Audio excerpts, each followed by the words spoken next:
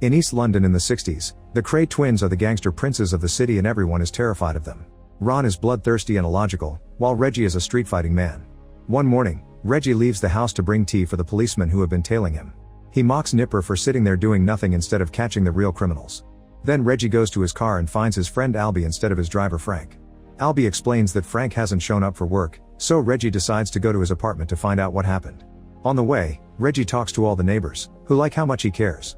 The cops continue to follow him and Nipper gets angry because civilians choose to talk to a gangster but not to the police.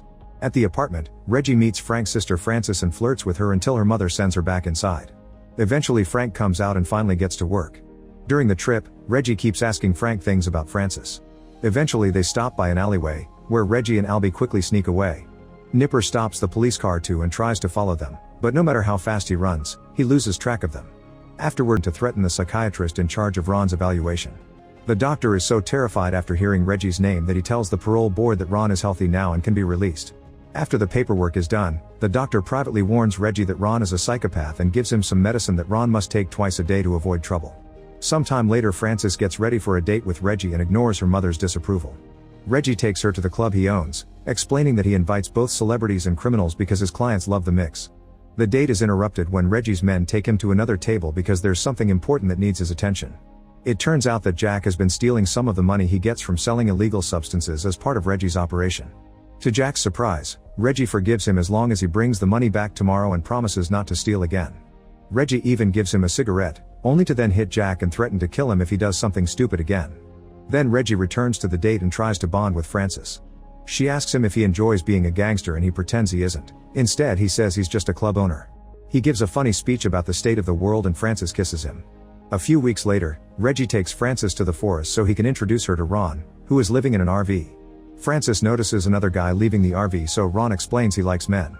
In fact he shares too much information about his taste in the bedroom. He also mentions that he and Reggie will rule the whole city soon. The Kray twins have a rivalry with the torture gang from South London. The leaders are brothers Charlie and Eddie Richardson. They hang victims by their feet and painfully torture them until they give them the information they want. Today they're very angry because they've found one of Reggie's men operating on their side of the river, so they send a car to run over Reggie as a warning. In revenge, Reggie sends an even bigger car to crash into the restaurant where the Richardsons are having lunch. Tired of this fight, the Richardsons send George to visit the Krays and invite them to neutral ground so they can settle things. George insults Ron and causes him to take out his gun, so Reggie sends him away. An hour later the twins go to the meeting at a pub, only to be surrounded by the rival gang since this was a trap all along. Ron starts ranting with his hands in his jacket pockets, pretending he has guns while asking for a shootout. The enemies are freaked out by Ron's crazy face and the guns, so they let him leave. During all this, Reggie just keeps pouring a glass of beer. After his brother is gone, he starts insulting the gangsters and reveals he's brought brass knuckles. At the same time Ron comes back with 2 hammers and hits an opponent on the back.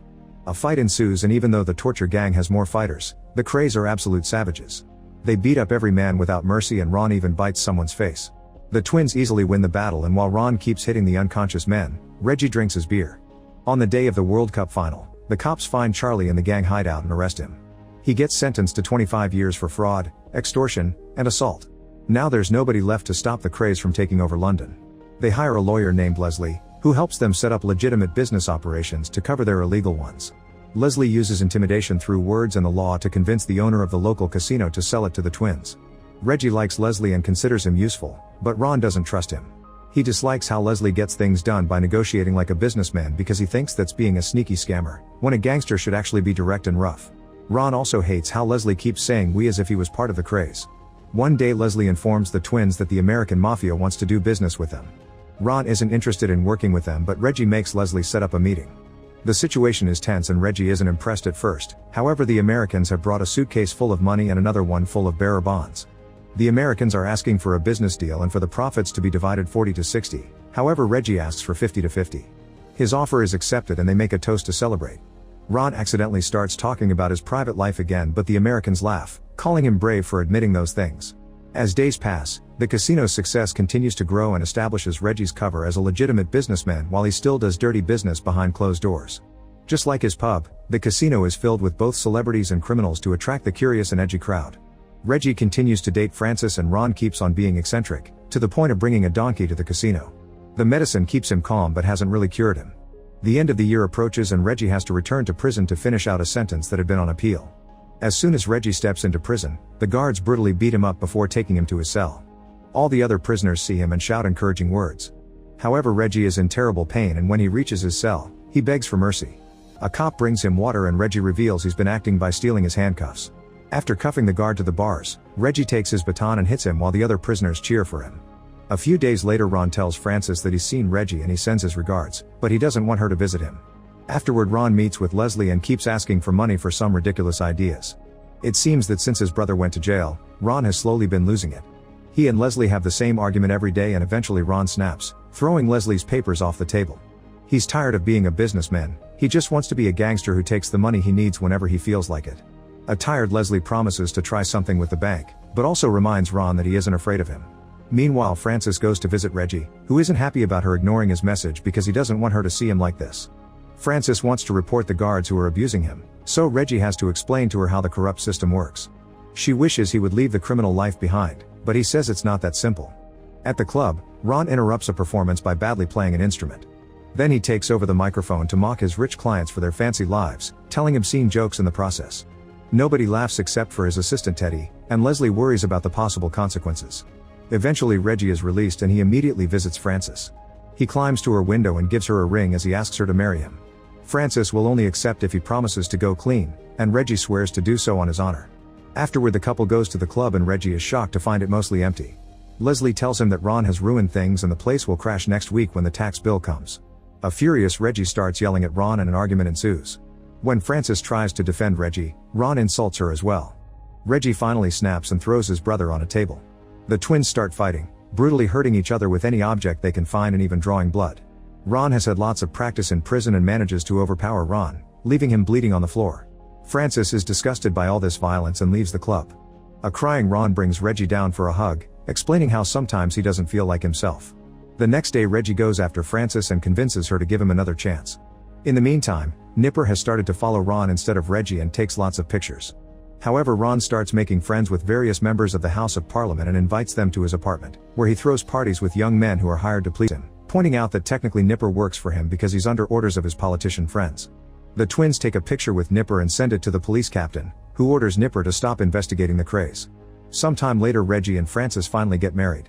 Her mother still disapproves and wears black as if it was a funeral. Before the wedding, she tries to talk her daughter out of it, but Frances ignores her. Ron notices that Frances' mother doesn't sing during the ceremony and calls her out in front of everyone. Although Reggie promised to stay clean, this doesn't last long. 2 weeks after the wedding, he's already doing dirty business again. This keeps him away from home a lot, and Frances is tired of sleeping alone.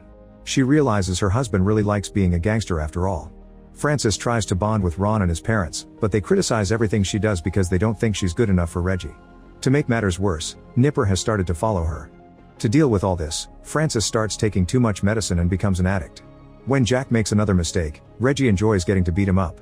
He also buys a car from Frances to keep her happy, but he still turns her down when she asks him to spend time together. One afternoon at the pub, Leslie tells Reggie that he needs to start thinking about his future with a family and maybe come clean for real. Ron is furious to hear this and hits Leslie with a bottle, even throwing a few glasses while the men take the lawyer to the hospital. Reggie starts yelling at his brother and realizes he hasn't been taking his medicine, which explains why he's been more volatile lately.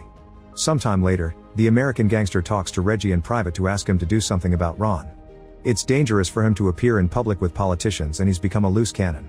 However, Reggie refuses to let his brother down. When he gets home, he doesn't even say hi to Frances. In the meantime, George is trying to work on his own after the torture gang broke up. He enters the craze territory and beats up the owner of an important warehouse.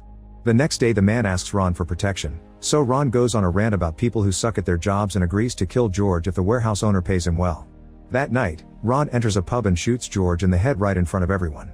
Later at home, Reggie tries to yell at Ron for what he did, but he can't because their mother may hear. He quietly orders Teddy to get rid of the clothes and gun that Ron used at the pub. He also asks Albie to look for every witness to find out if they went to the police. Before leaving, Reggie leaves the medicine bottle and tries to remind Ron to take it. The next day, Frances asks Reggie to let Ron go to jail, but Reggie refuses and is disappointed to realize that Frances is an addict now. At Scotland Yard, Nipper is given permission to open an official investigation on the craze, using George's murder as a basis. Ron is called for a police lineup, but none of the witness identifies him because they're too scared of the gang. Frances grows more frustrated every day because the gang starts to hang out at her house and people on the street don't want to talk to her while she's with Reggie. He even confirms that he threatened the witnesses to avoid trouble. One afternoon it starts raining and Frances runs outside to try to close her car, but she's struggling. Instead of helping her, Reggie mocks her because she only has the car thanks to his illegal activities. He shakes the car and insults her, so Frances slaps him and goes back inside. A furious Reggie follows her and throws her around the room before taking advantage of her and beating her up. The next day Frances finally leaves for good. Ron finds her on her way out and helps her with her suitcases while talking about the situation. He's happy to see her go, but at the same time he doesn't approve of his brother hitting her because that's not how their parents raised them. Frances kisses his cheek as thanks and Ron says he's always liked her. A few weeks later Reggie tries to visit Frances, but Frank doesn't want to let him in. An argument ensues so Frances interrupts them and agrees to hear Reggie out. He begs her to come back and swears he's changed, however Frances doesn't believe him and goes back to her family home. Afterward Frances realizes she'll never escape this hell and takes enough medicine to self-delete. Frank finds the body and calls Reggie, who returns to say his final goodbye and put the wedding ring back on her finger. During the funeral, Frances' mother blames Reggie for her daughter's death. One night at the club, Ron hires Jack to kill Leslie. Jack goes to the lawyer's house but when Leslie opens the door, he doesn't shoot fast enough. Leslie starts fighting him for the gun and in the struggle, he gets shot in the leg. Jack uses the opening to run and Leslie opens fire, but Jack is already gone in his car. In the morning, Nipper visits Leslie at the hospital and gets him to talk by promising to protect his family. A few hours later, Reggie learns from his spies that Leslie told Nipper everything and even gave him documents. All the people who saw George die were given witness protection so they agreed to talk too. That night Ron throws a party at his house and Reggie attends because he's hungry for revenge. As soon as Jack arrives, Reggie starts yelling at him for ruining their business. Jack asks Ron for help, but Ron won't protect him. Then Jack insults Reggie for what happened to Frances so Reggie pulls out a gun and tries to shoot him in the head, but he has no bullets. When Jack tries to run away, Reggie grabs a knife and viciously stabs him multiple times until he dies in front of all the guests. Ron asks Reggie why he did this and Reggie explains he killed Jack because he can't kill his own brother, no matter how much he wants to. After putting the knife in Ron's pocket, Reggie leaves. Albie follows him out to scold him for his actions, but Reggie just punches him and walks away. Thanks to all the witnesses at the party, the police finally have enough evidence to arrest the twins and ignore their influence with the parliament. This is based on the real story of the Cray twins. Reggie spent 33 years in prison and was released on compassionate grounds 2 weeks before his death in 2000. He died of cancer at 66.